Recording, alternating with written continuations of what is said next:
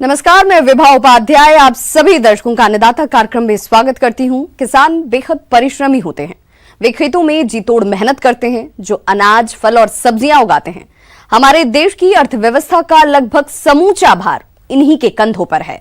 ऐसे ही भारतीय किसानों को खेती बाड़ी से जुड़ी हुई बहुत सी नई, रोचक और लाभकारी जानकारियां देने के लिए हर रोज सुबह हम आपके साथ होते हैं। तो चलिए, कार्यक्रम शुरू करने से पहले देखते हैं क्या है अन्नदाता के आज के कार्यक्रम में। मूंगफली की फसल अपने राज्य में बहुत से किसानों ने लगा रखी है और इस फसल में वर्तमान समय में कई प्रकार के कीट रोगों का प्रकोप दिखाई दे रहा है, जिसका यदि समय रहते नियंत्रण नहीं किया गया तो किसान को भारी नुकसान उठाना पड़ सकता है। तो किसान भाइयों, मूंगफली की फसल में कौन कौन से कीट रोग लगते हैं और इनका नियंत्रण कैसे करें, इस बारे में उचित सुझाव दे रहे हैं कृषि विज्ञान केंद्र बानसूर के कृषि वैज्ञानिक डॉक्टर सुनील कुमार। मैं आपको अभी मूंगफली में कीट रोग प्रबंधन के बारे में बताएंगे। खास करके भूमिगत कीट जिसमें कि सफ़ेद लट का प्रकोप होता है या कटवर्म का होता है, और जो रस चूसक कीट इसमें भी लगते हैं, माहो, थ्रिप्स और सफ़ेद मक्खी। तो हम इन कीटों का प्रबंधन कैसे करें? किसान भाइयों, आज के समय में कोई भी फसल कीट और रोगों के प्रकोप से अछूती नहीं है। ऐसे में बात करें मूंगफली की, तो इसमें कई तरह के कीट फसल को नुकसान पहुँचाते हैं। यदि समय रहते सही पहचान करके कीटों का नियंत्रण कर लिया जाए तो फसल से अच्छी पैदावार ली जा सकती है। अभी बारिश कुछ दिन पहले हुई भी है, जिससे कि इसके जो अंडे से शिशु कीट निकलेंगे, लार्वा निकलेंगे, और ये लार्वा क्या करेंगे, मूंगफली के जड़ों के पास जाकर के जड़ को नुकसान पहुंचाते हैं, और जिससे कि जड़ इसके कम हो जाते हैं, और इसमें जो हम मिट्टी में पोषक तत्व देते हैं वो पौधे कम ले पाते हैं और वो अच्छे से बढ़वार नहीं करते हैं। तो इस समय आप इन कीटों का प्रबंधन करने के लिए हमें या तो सिंचाई पानी के साथ हम कीटनाशक इमिडाक्लोप्रिड या क्विनोलफॉस या क्लोरोपाइरीफॉस का 1 लीटर प्रति बीघा के हिसाब से हम सिंचाई पानी के साथ या मिट्टी वगैरह में मिला करके इनको हम भुरक दें खेतों में, और फिर हम पानी का फव्वारा चला दें।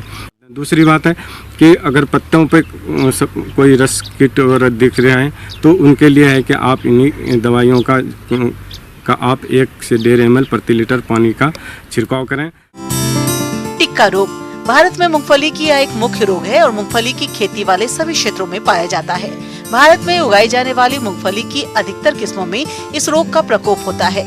फसल पर इस रोग का प्रकोप उस समय होता है जब पौधे 1 या 2 माह के होते हैं। इस रोग में पत्तियों के ऊपर बहुत अधिक धब्बे बनने के कारण वह शीघ्र ही पकड़ने के पूर्व गिर जाती है, जिससे पौधों से फलियां बहुत कम और छोटी प्राप्त होती हैं। रोग के लक्षण। मूंगफली का यह रोग बहुत ही महत्वपूर्ण है और इस रोग से लगभग 10 से 50% तक उत्पादन कम हो जाता है। यह मूंगफली की सबसे भयानक रोग है। यह रोग फफूंदी के द्वारा फैलता है। इस रोग का मुख्य लक्षण सबसे पहले पत्तियों पर दिखाई देता है और यह रोग 3 से 6 सप्ताह की पुरानी पत्तियों पर छोटे छोटे गहरे कत्थई रंग के गोल गोल धब्बे के रूप में होता है और कुछ पत्तियां पीली भी पड़ जाती हैं। जब रोग का प्रकोप बढ़ जाता है फिर पत्तियां धीरे धीरे गिरने लगती हैं और इस रोग के लगने पर मूंगफली के उत्पादन में काफी कमी आ जाती है। रोकथाम के लिए मैनकोजेब 2 किलोग्राम दवा का 1000 लीटर पानी में घोल बनाकर प्रति हेक्टेयर की दर से 10 दिनों के अंदर 2-3 छिड़काव करने से इस रोग की रोकथाम हो जाती है। अधिक तापमान के कारण इसमें जो मुख्य रोग लगते हैं वो जड़ गलन, जिसे हम कॉलर रॉट भी करते हैं। जमीन की सतह से इसके जड़ गलने लगते हैं और ये धीरे धीरे पौधे नष्ट हो जाते हैं। कॉलर रॉट जिसे जड़ गलन कहते हैं, उसके लिए एक हेक्साकोनाजोल या कार्बेंडाजिम नामक दवाई आती है, जिसका हम 1 से 2 ग्राम प्रति लीटर पानी के हिसाब से, अगर हम कार्बेंडाजिम 50% हम लेंगे तो 2 ग्राम प्रति लीटर पानी के हिसाब से छिड़काव करें, या हम हेक्साकोनाजोल लेते हैं तो उसका 5% आता है, उसका 5 ml प्रति लीटर पानी के हिसाब से हम छिड़काव करते हैं। इन्हीं दवाइयों को अगर पाउडर के फॉर्म में हम लेते हैं तो हम इनकी मिट्टी में सिंचाई पानी के साथ ज़मीन में दे सकते हैं या ड्रेंच कर सकते हैं पौधों के। तो ये कॉलर रॉट की समस्याएं आपसे को प्रबंधन करने में अच्छा मिले। या दूसरी बात होती है ट्राइकोडर्मा कल्चर होते हैं। इन कल्चरों का हम पाउडर फॉर्म में जो मूंगफली के पौधे होते हैं उसके किनारे किनारे हम इसका बुरकाव कर देते हैं और सिंचाई पानी दे देते हैं। तो इस तरह से हम मूंगफली में कीट रोग का प्रबंधन कर हम अच्छी पैदावार ले सकते हैं। ब्रेक के बाद आप सभी दर्शकों का अन्नदाता में एक बार फिर से स्वागत है। चलिए रुक करते हैं अपनी अगली कड़ी की ओर। प्रदेश के बहुत से किसान शिमला मिर्च की खेती खुले प्रक्षेत्र पर करके अच्छा लाभ कमाते हैं। इसी लाभ को देखते हुए किसान भाई अधिक आमदनी कमाने के लिए शिमला मिर्च की स्वीट बनाना किस्म की उन्नत खेती करना चाहते हैं। वे कौन कौन से पहलुओं पर ध्यान दें, इस बारे में विस्तार से जानकारी देने के लिए हमारे बीच उपस्थित हैं डॉक्टर योगराज शुक्ला। मेरे पीछे यदि आप देखेंगे तो एक नई फसल है हमारे पास, इसका नाम है स्वीट बनाना। ये शिमला मिर्च की एक किस्म है और ये किस्म तो पुरानी है लेकिन प्रचलित कम है। और इसका नाम स्वीट बनाना इसलिए पड़ा, स्वीट का मतलब मीठी और बनाना का मतलब केला। तो ये मीठी है और इसका जो साइज़ है वो केले की तरह है। और इसमें 7 तरह के रंग आते हैं, लाइट ग्रीन, डार्क ग्रीन, बहुत ज़्यादा डार्क ग्रीन, उसके बाद टर्निंग, उसके बाद लाइट ऑरेंज, डार्क ऑरेंज और फाइनली सबसे लास्ट में बिल्कुल लाल कलर। ये जो कलर आते हैं इसके हिसाब से इनको हम खाने में भी प्रयोग करते हैं। तो इसका खाने का ढंग, बनाने का ढंग, लगाने का ढंग, इसमें जो हम कार्य करते हैं खेत में वो सब कुछ शिमला मिर्च की तरह है, कुछ भी अलग नहीं है। किसान भाइयों, ये नर्म आर्द्र जलवायु की फसल है। जिन क्षेत्रों में शीत ऋतु में तापमान 10 डिग्री सेल्सियस से अक्सर नीचे नहीं जाता और ठंड का प्रभाव बहुत कम दिनों के लिए रहता है, वहाँ वर्ष भर फसल ली जा सकती है। इसकी अच्छी वृद्धि और विकास के लिए 21 से 25 डिग्री सेल्सियस तापक्रम उपयुक्त रहता है। पाला इसके लिए हानिकारक होता है और ठंडे मौसम में इसके फूल कम लगते हैं। फल छोटे, कड़े और टेढ़े मेढ़े आकार के हो जाते हैं। इसलिए जलवायु को देखते हुए इसकी खेती करें। इसकी खेती के लिए अच्छे जल निकासी वाली चिकनी दोमट मिट्टी, जिसका पीएच मान 6 से 6.5 हो, सर्वोत्तम मानी जाती है। इसके पौधा रोपण के लिए मुख्य खेत को अच्छी तरह से 5 से 6 बार जुताई करके गोबर की खाद या कंपोस्ट अंतिम जुताई के पूर्व खेत में अच्छी तरह से मिला दें। तो इसको लगाने का ढंग, इसमें जो खाद पड़ती है जैसे कि 200 से 250 कुंटल गोबर की खाद है, 220 किलो यूरिया है, 490 किलो सिंगल सुपर फास्फेट है और 90 किलो पोटाश है प्रति हेक्टेयर। जो शिमला मिर्च में पड़ती है वही इसमें पड़ती है। इसके बाद इसकी रोपाई के लिए भूमि की सतह से ऊपर उठी और समतल क्यारियां बनाएं। अगर ड्रिप और मल्चिंग के माध्यम से पौधों की रोपाई करनी है तो ड्रिप लाइन क्यारियों पर बिछाएं। बाद में प्लास्टिक मल्च बिछा दें। एक क्यारी पर पौधों की सामान्यतः 2 कतार लगाते हैं, इसलिए उसी के अनुसार मल्च में छेद बनाएं। रोपण और दूरी सामान्यतः 10 से 15 सेंटीमीटर लंबा 4 से 5 पत्तियों वाला पौधा, जो कि लगभग 45 से 50 दिनों में तैयार हो जाता है। पौधा रोपण के 1 दिन पूर्व क्यारियों में सिंचाई कर देना चाहिए ताकि पौधा आसानी से निकाला जा सके। रोपाई के पूर्व पौध की जड़ को बाविस्टिन 1 ग्राम प्रति लीटर पानी के घोल में आधा घंटा डुबा कर रखना चाहिए। इसके बाद पौधे की रोपाई करनी चाहिए। शिमला मिर्च को हम 60 सेंटीमीटर लाइन से लाइन का फासला रखते हैं। इसका भी हम 60 सेंटीमीटर लाइन से लाइन का फासला रखते हैं। पौधे से पौधे का फासला जो है वैसे तो 45 सेंटीमीटर रखते हैं, लेकिन हमने इसका 30 सेंटीमीटर रखा है ताकि थोड़े क्षेत्र में ज़्यादा पौधे आ जाएं। क्योंकि अगर हम इसका फासला ज़्यादा रखते हैं तो पौधे की जो टहनियाँ हैं वो इधर उधर गिरती है। अगर हम इसको इकट्ठा रखेंगे तो टहनियाँ इधर उधर नहीं गिरेंगी। किसान भाइयों, इसमें मल्चिंग का बड़ा योगदान है। अगर हम इसमें मल्चिंग नहीं करेंगे तो घास बहुत आता है और घास निकालने में हमारी बहुत सारी लेबर ख़राब चली जाती है। तो मल्चिंग के और भी फ़ायदे हैं। एक तो मॉइस्चर मेंटेन रहता है, घास नहीं आता है और जो टेम्परेचर है, जो तापमान है वो भी अनुकूल रहता है। तो जैसा कि आप देख रहे हैं, हमने 3-4 किस्म की मल्च ट्राई की थी। तो सबसे जो बढ़िया मल्च आई हमारी वो डुअल मल्च आई, जो ऊपर से जो सिल्वर कलर की है और नीचे से जो है ये मल्च काले रंग की है। तो काला रंग जो है टेम्परेचर मेंटेन करता है और जो सिल्वर रंग है वो गर्मी को दूर भगाता है। तो आजकल यही मल्च ज़्यादा सूट कर रही है। पौधों को सहारा देना। किसान भाइयों, पौधों को प्लास्टिक या जूट की सुतली रोप से बांधकर ऊपर की ओर बढ़ने दिया जाना चाहिए, जिससे फल गिरे नहीं और फलों का आकार भी अच्छा हो। पौधों को सहारा देने से फल मिट्टी और पानी के संपर्क में नहीं आ पाते हैं, जिससे फल सड़ने की समस्या नहीं होती है। किसान भाइयों, फसल में आप आवश्यकता अनुसार सिंचाई भी करें। और इसमें एक कीड़ा आता है, वो पीठ उठा के चलता है और पौधों के पत्तों में छेद करता है, पौधों के पत्तों में खाता है और जो छोटे छोटे फ्रूट लगते हैं उनको भी खाता है। तो जैसे शिमला मिर्च में आता है या जैसे और फसलों में, टमाटर में भी वही कीड़ा आता है, हरे रंग का होता है। तो उसको कंट्रोल करने के लिए हम प्रोफेनोफेस या प्रोफेक्स या साइपरमेथ्रिन या डेल्टामेथ्रिन या डेसिस, इनमें से कोई भी दवाई लेके 1 ml प्रति लीटर से हम उसका स्प्रे करते हैं और उससे वो कंट्रोल हो जाता है। लेकिन ख्याल रखें कि खेत के आसपास जो भी घास पात है उनको उखाड़ दें, क्योंकि स्प्रे करने से वो कीड़ा भाग जाएगा, उस घास में छुप जाएगा और अगले दिन फिर आ जाएगा। तो घास पात निकालना ज़रूरी है। इसी तरह जो आपका फ्रूट है जब हरा होता है, उस हरे स्टेज में ये सड़ जाता है, जैसे कि हम आपको दिखा रहे हैं, जो बिल्कुल सड़ जाएगा उसको हम फ्रूट रॉट बोलते हैं। उसकी रोकथाम के लिए, उसकी कंट्रोल के लिए हम रिडोमिल MZ या रिडोमिल गोल्ड का स्प्रे करते हैं। 10 दिन के अंतराल पर उसको दोबारा रिपीट करते हैं और मात्रा है 2.5 ग्राम दवाई प्रति लीटर पानी। लेकिन जब ये जो फ्रूट है लाल रंग का होता है, उस टाइम दूसरी बीमारी आती है, उसको एंथ्राकनोज बोलते हैं। वो बीमारी लाल फ्रूट में आती है। उसकी रोकथाम के लिए या तो हम ब्लाइटॉक्स का स्प्रे करते हैं 3 ग्राम प्रति लीटर पानी, या फिर डाइथिन M45 का स्प्रे करते हैं 2.5 ग्राम प्रति लीटर पानी। उससे ये बीमारी खत्म हो जाती है। जहाँ तक इसकी कल्टीवेशन का संबंध है, जैसा कि मैंने आपको पहले बताया, इसमें और शिमला मिर्च में कोई फ़र्क नहीं है। इसकी स्टेज ऑफ हार्वेस्टिंग का ये पर्पज़ है कि जिस स्टेज में ग्राहक मांगता है उसी स्टेज में हम इसकी हार्वेस्टिंग करते हैं, तुड़ाई करते हैं। ब्रेक के बाद एक बार फिर से आप सभी दर्शकों का अन्नदाता कार्यक्रम में स्वागत है। बढ़ते हैं अपनी अगली प्रस्तुति की ओर।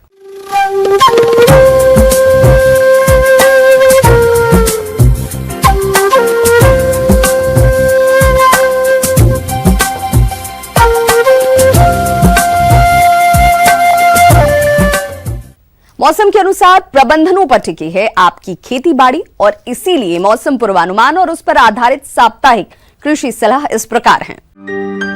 ग्रामीण कृषि मौसम सेवा भारत सरकार एवं स्वामी केशवानंद राजस्थान कृषि विश्वविद्यालय बीकानेर द्वारा भेजे गए मौसम पूर्वानुमान के आधार पर किसान भाइयों को सलाह दी जाती है कि वर्षा ऋतु की सब्जियों की उन्नत किस्मों की बुआई करें, कृषि कार्यों को करते समय उचित सावधानी बरतें और कोविड-19 के खिलाफ सरकारी सलाह का सख्ती से पालन करें। खेत से अधिक मात्रा में वर्षा जल निकालने के लिए जल निकास की उचित व्यवस्था करें। मानसून के मौसम में अमरूद, नींबू और बेर जैसे फलदार पौधों को लगाने की सिफारिश की जाती है। अतः किसान भाई अपनी इच्छा अनुसार फलों की बागवानी हेतु पौधों का रोपण करें। मौसम के मिजाज को देखते हुए अगले दिनों में हल्की से मध्यम बारिश होने की संभावना है। ऐसे में किसान फसलों पर एग्रो केमिकल का प्रयोग तभी करें जब मौसम साफ हो। जब मौसम साफ हो तो बाजरा में सफेद ग्रब को नियंत्रित करने के लिए थायोमेथाक्साम 25 WS या फिप्रोनिल 2 लीटर प्रति हेक्टेयर की दर से प्रयोग करें। बाजरे की खड़ी फसल में खरपतवार नियंत्रण के लिए 20 से 25 दिनों के बाद 2,4-D सोडियम नमक 1 से 1.25 किलोग्राम प्रति हेक्टेयर की दर से प्रयोग करें। मूंग के खेतों में पीला सिरा रोग दिखाई देने पर किसान भाइयों को सलाह दी जाती है कि वे अपने मूंग के खेतों की नियमित निगरानी करें और यदि फसल पर पीला सिरा रोग दिखाई देता हो तो संक्रमित पौधों को हटाकर नष्ट कर दें एवं रोग की रोकथाम के लिए इमिडाक्लोरोपिड 1 मिलीलीटर दवा प्रति 3 लीटर पानी के हिसाब से घोल बनाकर छिड़काव करें। तिल की फसल में खरपतवार नियंत्रण के लिए बुआई के 20 से 25 दिनों बाद सैपरी क्विजोलोफॉप एथाइल 5% EC 700 से 1000 मिलीलीटर प्रति हेक्टेयर की दर से छिड़काव करें। पशुओं में HS, FMD और ब्लैक क्वार्टर रोग के लिए निकटतम पशु चिकित्सक की सलाह से टीकाकरण करवाएं। पशुओं में कृमिनाशक दवा का छिड़काव करें एवं बाहरी परजीवियों के लिए साइपरमेथ्रिन का छिड़काव 2 मिलीलीटर प्रति लीटर पानी के हिसाब से घोल बनाकर करें।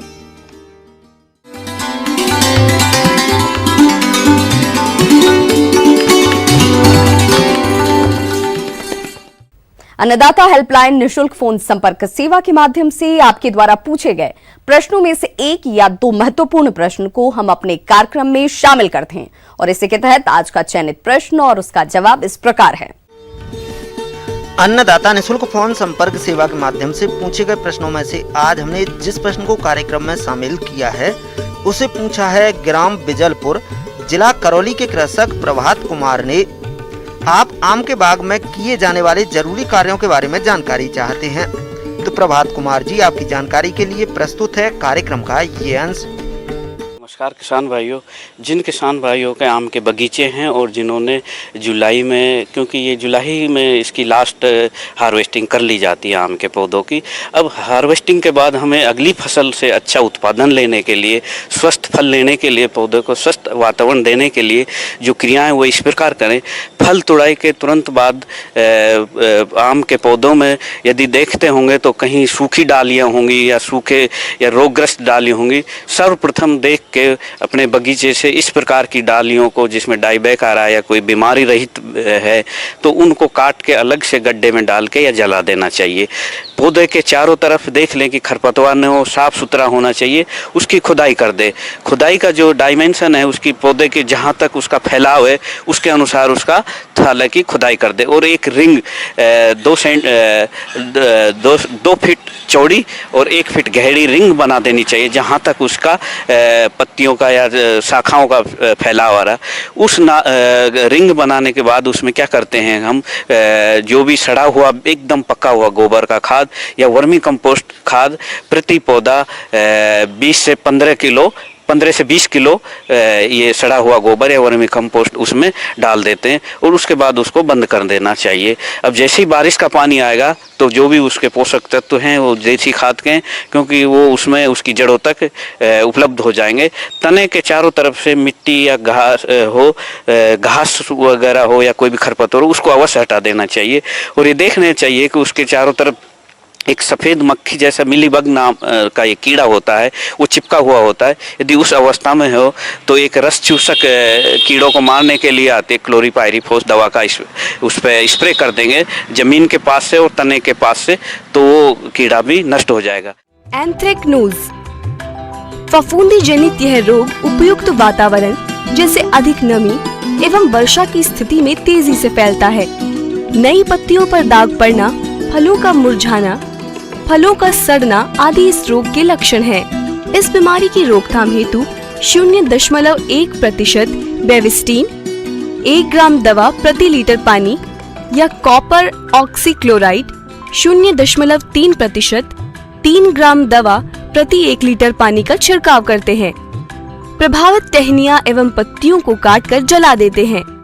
अब है इसके तनों के चारों तरफ हमें एक कॉपर ऑक्सीक्लोराइड या बोर्डो मिक्सर का पेस्ट चारों तरफ लगा देना चाहिए, जिससे कि पौधों को जो नीचे से भूमि से जो कीड़े जा रहे हैं वो उसके ऊपर नहीं जाएंगे और उसमें जो शाखाओं पे और तनों पे जो उसके बीमारियों का कारण बनते हैं उसकी छाल से अंदर जाते हैं। तो कॉपर ऑक्सीक्लोराइड या बोर्डो मिक्सर का पेस्ट चारों तरफ, जिसकी पट्टी होती है 3 फीट चौड़ी, चारों तरफ हर पौधे के लगा देना चाहिए और उसमें कोई भी कीटनाशी दवा का और भी मिला दोगे तो वो बहुत ही कारगर होगी और बहुत ही अच्छा होगा। कैल्शियम की भी उसमें लगा देंगे तो पौधे स्वस्थ रहेंगे। जैसे आपका करेगा और हमें नया पौधा भी तैयार करना है या कोई पौधा मर गया या आपके बगीचे में कोई जगह वो बगीचे का खाली हो गया किसी कारणवश या नया पौधा तैयार, तो वो भी यही एक अच्छा टाइम है 15 जुलाई से 15 अगस्त के बीच में नए पौधे तैयार करने के लिए। उसके लिए हमें क्या करेंगे, देसी पौधे जो आप पहले उगाए रखें या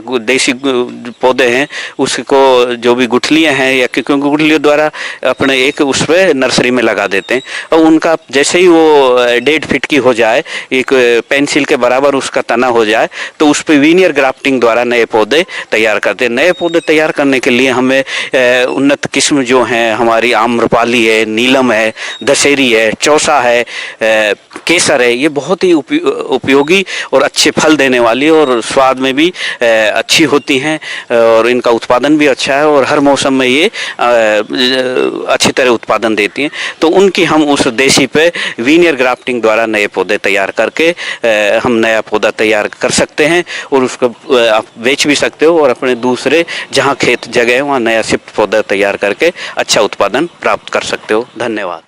आइए अब एक नजर डालते हैं राज्य के कुछ चुनी हुई मंडियों के प्रमुख फसलों के बाजार भाव पर।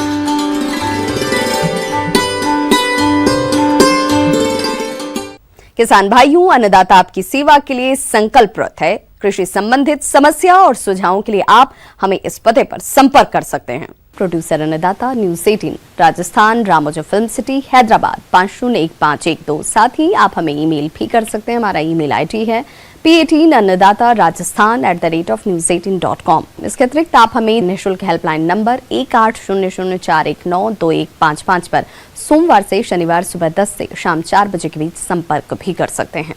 किसान भाइयों, अब समय हो रहा है आपसे विदा लेने का, तो हमारी अन्नदाता टीम को दीजिए इजाजत। कल फिर से होगी आपसे मुलाकात कृषि संबंधित कुछ और महत्वपूर्ण जानकारियों के साथ। नमस्कार।